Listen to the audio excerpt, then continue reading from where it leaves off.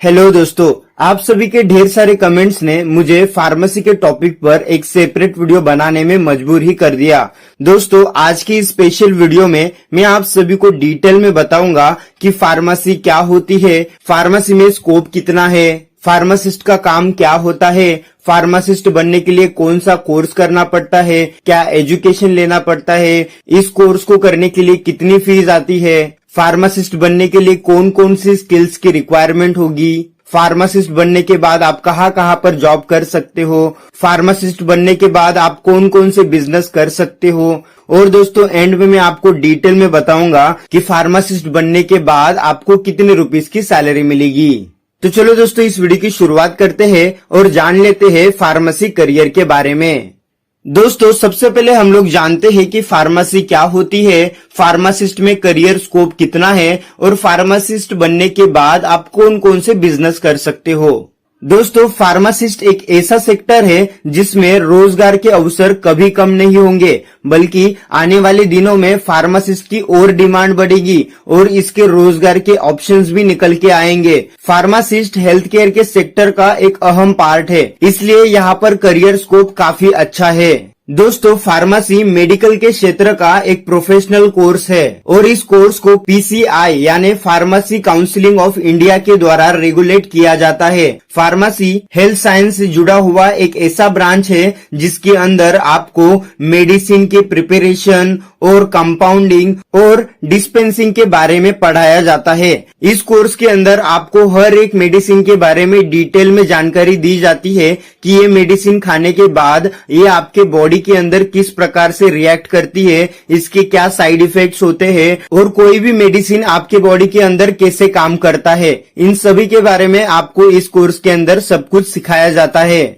अभी दोस्तों हम लोग जान लेते हैं कि एक फार्मासिस्ट का काम क्या होता है। दोस्तों, फार्मासिस्ट को केमिस्ट भी कहा जाता है। दोस्तों, एक केमिस्ट या फिर एक फार्मासिस्ट का काम ये होता है कि डॉक्टर के द्वारा लिखे गए दवाइयों को केमिस्ट को सही से पढ़ना होता है और उस पेशेंट को देना होता है जिसको उसकी जरूरत है। तो दोस्तों, एक जो केमिस्ट होता है वो किसी भी गवर्नमेंट या फिर प्राइवेट हॉस्पिटल के अंदर एज अ केमिस्ट का काम कर सकता है या फिर दोस्तों वो खुद का बिजनेस भी स्टार्ट कर सकता है। आपने दोस्तों अपने शहर में या फिर आसपास तमाम मेडिकल स्टोर्स की दुकानें देखी होगी और आपको पता ही होगा कि मेडिकल स्टोर काफी ज्यादा पैसा कमाते हैं क्योंकि यहाँ पर मार्जिन लेवल काफी अच्छा और बड़ा मिलता है। तो अभी दोस्तों ये सवाल आता है कि एक फार्मासिस्ट कैसे बने, क्या कोई भी व्यक्ति मेडिकल स्टोर ओपन कर सकता है?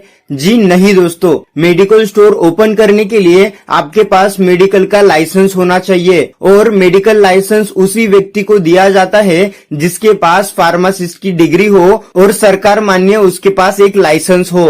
अभी दोस्तों हम लोग डिटेल में जान लेते हैं कि फार्मासिस्ट कैसे बने।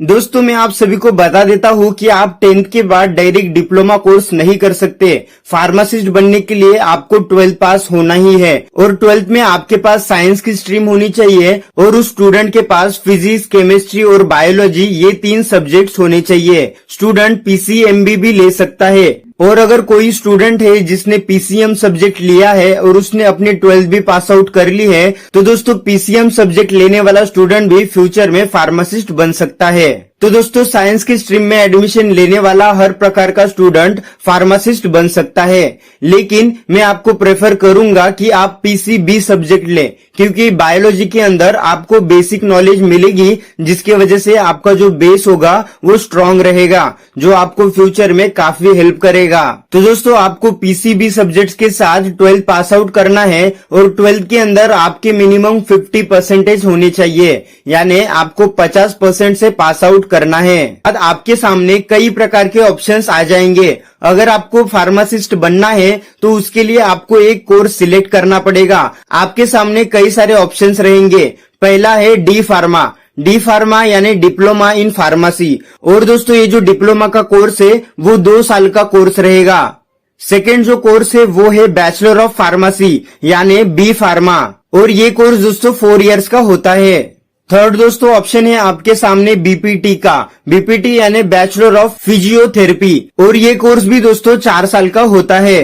फोर्थ कोर्स है दोस्तों आपके सामने मास्टर ऑफ फार्मेसी। दोस्तों आपने बी फार्मा या फिर डी फार्मा का कोर्स कंप्लीट कर लिया है और दोस्तों आपको फ्यूचर में मास्टर डिग्री करनी है, तो उसके लिए दोस्तों आप मास्टर ऑफ फार्मेसी यानी एम फार्मा का कोर्स कर सकते हो। ये 2 साल का कोर्स है और ये कोर्स करने के लिए आपके पास बैचलर डिग्री होनी चाहिए फार्मेसी के अंदर, तभी दोस्तों आप मास्टर डिग्री कर सकते हो। लेकिन दोस्तों मैं आपके नॉलेज के लिए बता देता हूँ और आपको पहले ही सतर्क कर देता हूँ कि किसी भी फार्मेसी कॉलेज के अंदर एडमिशन लेने से पहले ये जरूर पता करें कि जो आपका कॉलेज है फार्मेसी काउंसिल ऑफ इंडिया के जरिए रजिस्टर किया गया है, क्योंकि दोस्तों मार्केट में काफी ज्यादा फ्रॉड्स होने वाले कॉलेज भी है जो आपका पैसा और टाइम दोनों बर्बाद करके रखेंगे। इसलिए कॉलेज में एडमिशन लेने से पहले फार्मेसी काउंसिलिंग ऑफ इंडिया के जरिए कॉलेज रजिस्टर है कि नहीं ये पता जरूर करवाइए, क्योंकि डिग्री होने के बाद अगर आपके पास ये सर्टिफिकेट नहीं होगा तो दोस्तों आप फ्यूचर में ना जॉब कर पाओगे ना ही अपना बिजनेस कर पाओगे। तो इसलिए दोस्तों ये बहुत ही इंपॉर्टेंट स्टेप है। और दोस्तों ये कोर्स कंप्लीट करने के लिए आपको लगभग 80,000 रुपए से लेके 3 लाख रुपए तक का खर्च आएगा। इस कोर्स की जो भी फीस होगी वो कॉलेज टू कॉलेज वेरी करती है कि आप किस टाइप के कॉलेज के अंदर एडमिशन ले रहे हो। और दोस्तों अगर आपके पास इकट्ठा पैसा नहीं है तो दोस्तों कॉलेज आपको EMI का ऑप्शन भी प्रोवाइड कराकर देगा। अभी दोस्तों हम लोग जान लेते हैं कि फार्मासिस्ट बनने के बाद आप कहाँ पर काम कर सकते हो और फार्मासिस्ट बनने के लिए कौन कौन सी स्किल्स की जरूरत है। तो दोस्तों एक अच्छा फार्मासिस्ट बनने के लिए आपके पास इंग्लिश की काफी अच्छी नॉलेज होनी चाहिए। डॉक्टर के द्वारा लिखे गए दवाइयों को आपको समझना आना चाहिए और डॉक्टर की हैंडराइटिंग भी आपको रीड करनी आनी चाहिए। साथ ही साथ दोस्तों आपके पास दवाइयों का काफी अच्छा नॉलेज होना चाहिए और जिस स्टेट के अंदर आप जॉब कर रहे हो उस जगह की जो भी स्थानीय भाषा है वो आपको जरूर आनी चाहिए। एक फार्मासिस्ट बनने के बाद आप गवर्नमेंट हॉस्पिटल्स के अंदर या फिर प्राइवेट हॉस्पिटल्स के अंदर नर्सिंग होम, स्वास्थ्य केंद्र, रक्षा मंत्रालय, स्वास्थ्य संबंधित सरकारी योजनाओं और इत्यादि विभागों के अंदर काम कर सकते हो। इसके अलावा दोस्तों आप प्राइवेट नर्सिंग होम के अंदर, प्राइवेट हॉस्पिटल्स के अंदर और क्लिनिक के अंदर भी काम कर सकते हो। अगर दोस्तों आपको जॉब नहीं करनी है तो दोस्तों आप अपना खुद का मेडिकल स्टोर खोलकर अच्छी खासी कमाई कर सकते हो। इसके लिए आपको अपने जिले से या फिर सिटी से ड्रग लाइसेंस लेना होगा और दोस्तों मेडिकल स्टोर ओपन करने के लिए लगभग 20 से 30 लाख रुपए तक का खर्च आएगा। अगर आपके पास इतने पैसे नहीं है तो दोस्तों आप नॉर्मल औषध केंद्र भी खोल सकते हो, जिसको ओपन करने के लिए आपको गवर्नमेंट के जरिए लोन भी दिया जाएगा।